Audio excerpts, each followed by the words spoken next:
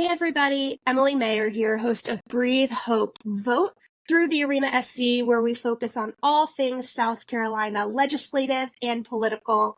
Here with me today for the first time for me, I'm getting to interview somebody who I get to vote for this November. With me today is Gwyneth Saunders. Gwyneth, thank you so much for joining us today. You're welcome. Thank you for asking. Of course. And Gwyneth is running for Senate District 46, which is down here in the Low Country, Beaufort County, really focusing on Bluffton, Sun City, Hilton Head areas. And so, Gwyneth, can you give everyone a quick introduction as to who you are? I'm a retired Navy veteran. I spent 26 years in the Navy as a journalist. When I retired from the Navy, I then became a civilian journalist at local newspapers in Southern Maryland. And when we moved down here, I've been on the newspaper staff for a couple of papers for 16 years. We moved down here in 2008, so I just recently retired in December. That's my career. That's what I'm known for, partly. And then the other part of me is performing artist. I take great pride in being a member of the Sun City Chorus, the Sun Dancers, the Sun City Community Theater, and let's see, what else do I do? I have a wonderful husband and two cats. The husband's patient, the cat's not so much. And I That's love about that it. is such a good overview as to who you are and what you're bringing to this race. Did you think that you would be on the ballot this fall? I know, so folks are unfamiliar. Gwyneth decided that she was going to run a write-in campaign, 2 years ago when we had an open school board seat that went unfiled for, and she said, "Can't have that. Got to have somebody on the ballot," and filed to run. And that wasn't originally on your card. Once you finished that write-in campaign, did you expect to be running again? How did this campaign come to fruition? I thought I would run again for school board, but that won't happen for another 2 years because it's a 4-year seat. I had at that point thought, well, I want to do more than just vote and participate in the Beaufort County Democratic Party and the Bluffton Democratic Club, but I didn't quite know what, and I did not think I had the wherewithal or the knowledge to run for legislature. But the opportunity came.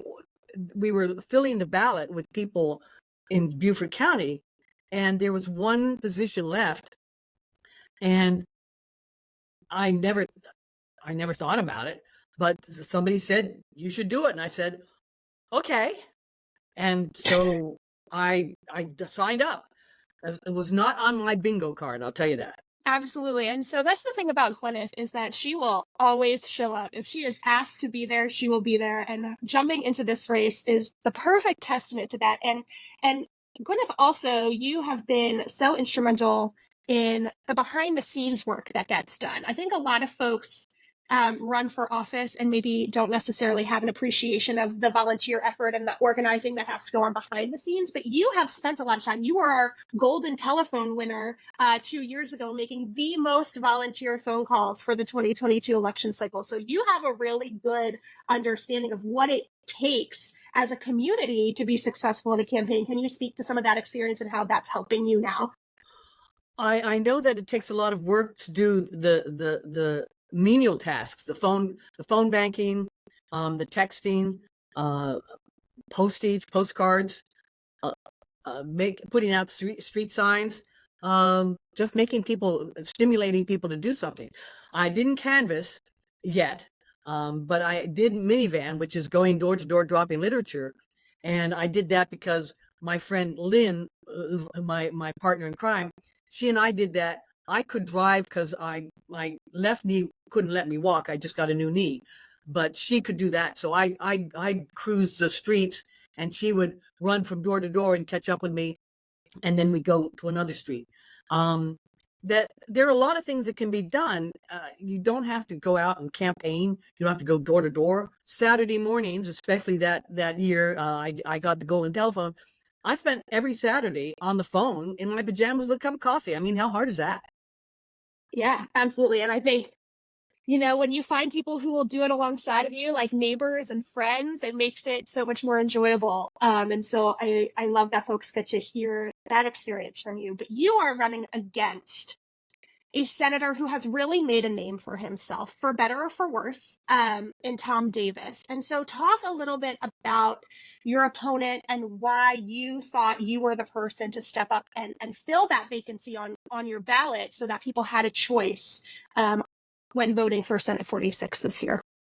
Well, Senator Davis is well known. He's well known across the state. He is all over the place in Beaufort County. But I do not think that lying to your constituents is one way to make yourself a winner on the popularity poll. And that's what he did. He lied to his constituents and lied to us at a Zoom meeting saying he opposed the abortion ban. And he stood with the sister senators with their trophy, their award from the John F. Kennedy Profiles in Courage. And the next thing we knew, he not only voted against it, but he cast the deciding vote in favor of the abortion ban. And it went from the 22 weeks proposed to 6 weeks, period. That is not taking care of your people. That's not listening to the population. So lying is not a winning formula. So I think that's something I was raised not to do. You tell the truth, you take a stand, and you hold it. And there's no reason to dismiss 55% of the population of South Carolina.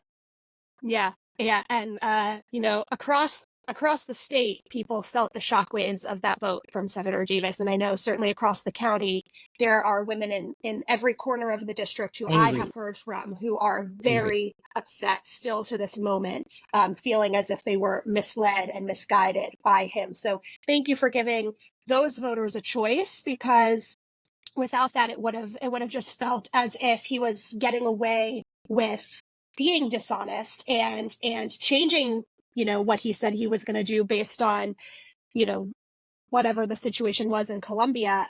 People compliment him on being a good politician, but I don't think we need any more good politicians in Columbia. I think we need some honest leaders with integrity, people who are not afraid to do the hard things. And I think your track record and what you have done in your life speak to that. So thank you for showing up for our community in order to do that. Okay, speaking of, we know that in Columbia, Democrats are in the minority. We know in the Senate, there are currently 16 democratically held seats. So in order to get things done, you have to collaborate with folks across the aisle. You have to, maybe wheel and deal with people who are used to getting their way. Can you give us an anecdote of a time, maybe in your military career, when you were working in journalism, and when you had to collaborate with people who maybe you didn't see eye to eye with in order to meet a goal for the greater good? Well, I can't pick a particular incident. My entire life has been collaboration. When I joined the Navy, 2% of the Navy was women. We've amounted to about 5,000 people. So you do your job as you go through the ranks. But the higher I got, the more people I had to work with. Okay, collaboration is organizing the summer concert series with the Navy Band at the Washington Navy Yard, or collaborating with other forces, armed forces, setting up static displays on the Washington Mall for Armed Forces Day. Collaboration is working with my editor, my friend Lynn Hummel, with whom I worked for 11 years, collaborating on stories that made an impact on the community. I was the first woman commander of the Sun City Veterans Association. So that was not hard work. It was in humility, and not humility. It was humbling, because all these veterans who had served in combat, they had a lot to go for on their record. I was standing up there, so I had to collaborate with my staff, which was amazing, to make sure that everything happened right for the ceremonies we held and the meetings we held. So you collaborate on all kinds of levels with all kinds of people. I think it's called teamwork. You have to be part of the team, and you can stand up and stand your ground on things that are really important to you. But some things require working together, not compromising, but collaborating. And if you can come to a common ground agreement, then you can get work done. It doesn't always seem to be possible these days. And I don't intend to go up there as a dynamite, to blow things up. I intend to go up there and try to get things done. But I'm not Um, going to give up my position on many things just to give way to somebody's bigger voice. I can be pretty loud myself. I love it. All right. So, this wasn't a question that I had prepared, but hearing you say it to start your last answer made me think about being in the Navy at a time where there weren't a lot of women. And we know that right now there certainly aren't a lot of women in our state Senate. If you were to be elected, you would be joining two other women in a body of 46, should nothing else change over the course of the election. Talk about a little bit how that experience in the military, where you were in that minority but were still able to use your voice to make an impact and to have an influence. How do you see that kind of mirroring and having a similar experience when you get to Columbia? The higher you get in the ranks, the more information you have and the more people you're responsible for. So first of all, you're up there. Your job is to take care of people. I'm not talking mollycoddling. I'm not talking taking care of them, providing them with the best information, the best resources they have. As a senior enlisted, I was responsible for, on one time, the entire flight flying to Antarctica by way of Christchurch, New Zealand. 75 people I had to make sure got off the plane, got back on the plane, and got off the plane when we got to Christchurch. There are other times when I was the senior on board, and I would have junior officers come to me and say, "Senior, I don't know where to find this information." And I said, "I don't know exactly where it is, but I know where to find it." So that's how you lead. You provide information. I think that's what you're asking. Yeah, and like how as a woman was that a unique perspective when you were amongst the ranks of so many men in the military, but you were the person of power there? It's not in the military. It's a little different than in civilian world. In many cases, you still have the rank, so there is a lot of repercussions if the rank is not respected. But I never like to pull rank. Rank is just something I earned. I worked hard to get it, and I was deemed worthy of being promoted. But it was the work I did to get there. So I had the information, and people would come to me for the information. You lead by example. You don't browbeat people. I had a commanding officer come in, and in his initial interview with all his senior enlisted, he said to me, "Senior, you are the most senior woman in the command, enlisted woman in the command. You do not need to leave bodies in your wake."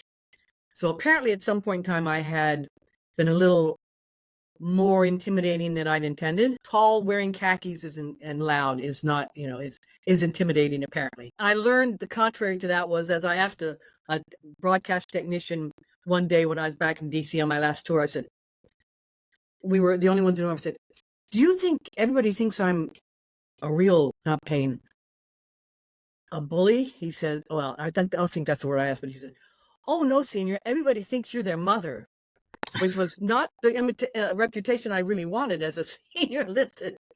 But I think it had to do with the barrels of animal crackers and the treats that I brought in.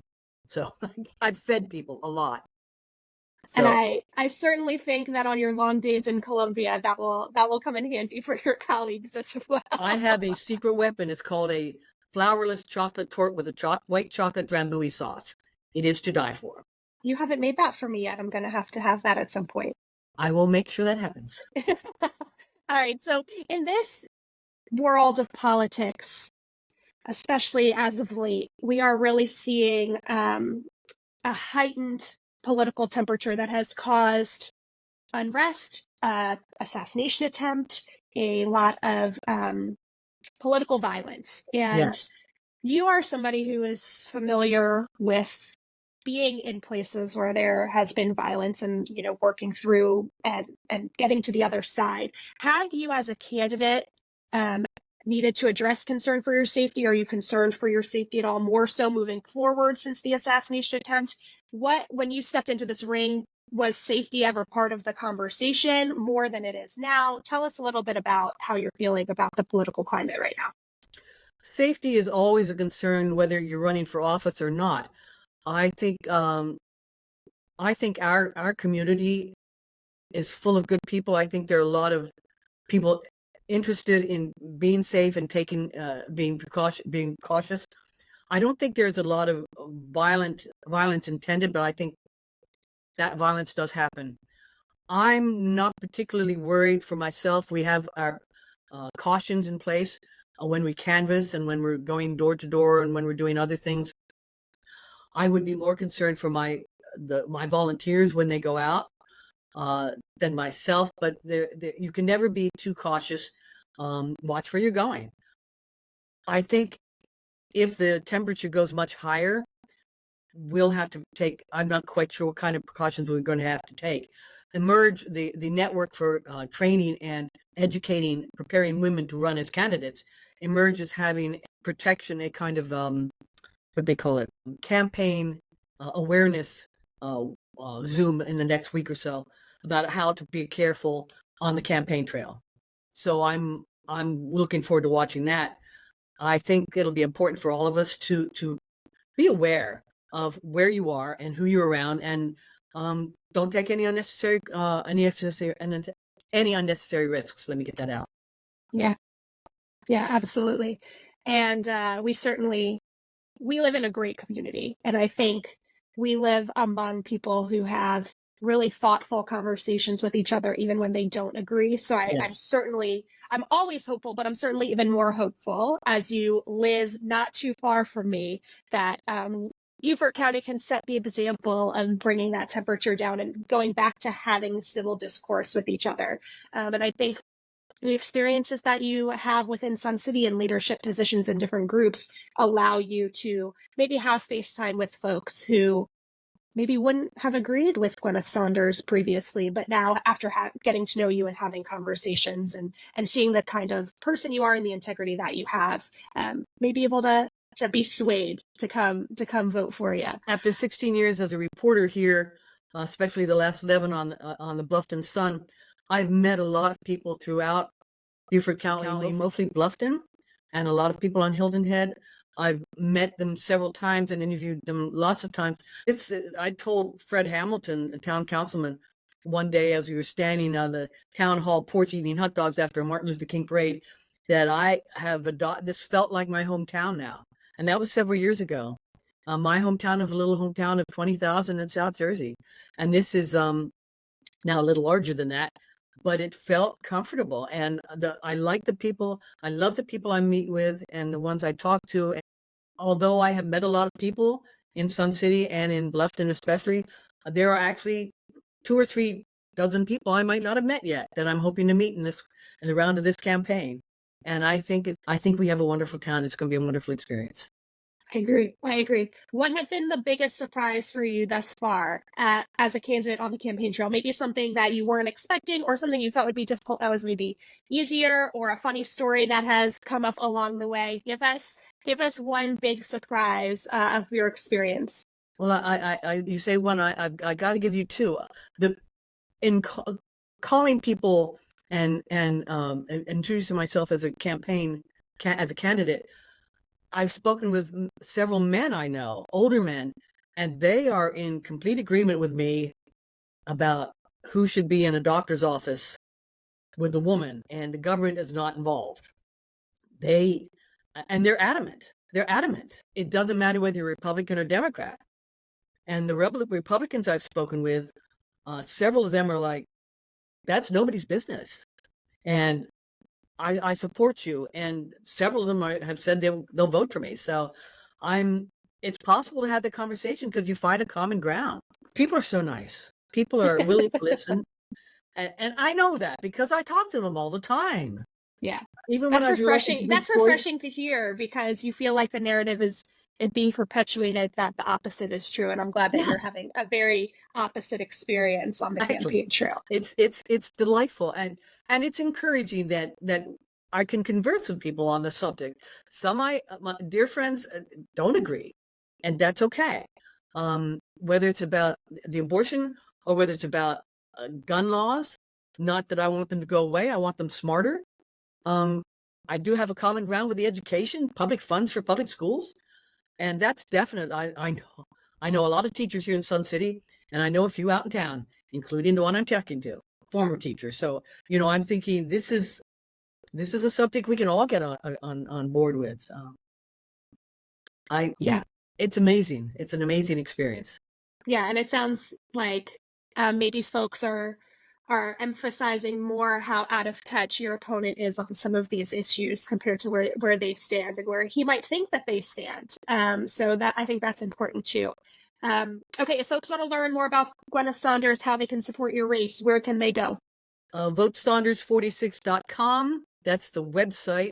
And Facebook is Vote Saunders 46. And read, if you want to sign up for an email, please do. I'll send you emails, read the pictures, read the words, look at the pictures, push a button. The same with the Facebook page or my website. I'm also on Instagram. I think it's the same thing. My social media guru keeps me squared away on that. But look at the pictures, look at what I do. I post regularly. And we're doing a lot of things. We have a lot of events coming up. When we have public events, we'll certainly put out the word. Please come join us. Meet me, talk to me, tell me what's important to you. It's not just about what I want to say. It's about what you want me to do when I get to Columbia. Because when I'm your senator, I'm serving all of the 119,000 people in this district. And whether they vote for you or not. Whether they vote for me or not, that's my job. It is to take care of everybody, whether you're officer enlisted, whether you're military civilian, whether you're Republican, Democrat, Independent, or you have no political interest at all. My job is to make sure, like a mission in the military, a successful mission is when everybody comes home alive. So I want everybody to come home and get what they need, and that everybody shares in the same pie, because goodness knows I like a good pie. Absolutely. Well, as somebody who does get to vote for you this November, thank you so much for putting your name on the ballot, for giving our community that choice. It means more to me than I can express, more to me than I think a lot of people can have the appreciation of knowing. So thank you, Gwyneth, for running. Thank you for spending some time with us today to let folks get to know a little bit more about you. That was Gwyneth Saunders. I'm Emily Mayer. This was Breathe Hope Votes Interview of the Week, and we will catch you next time. Make sure to subscribe to get all of our content.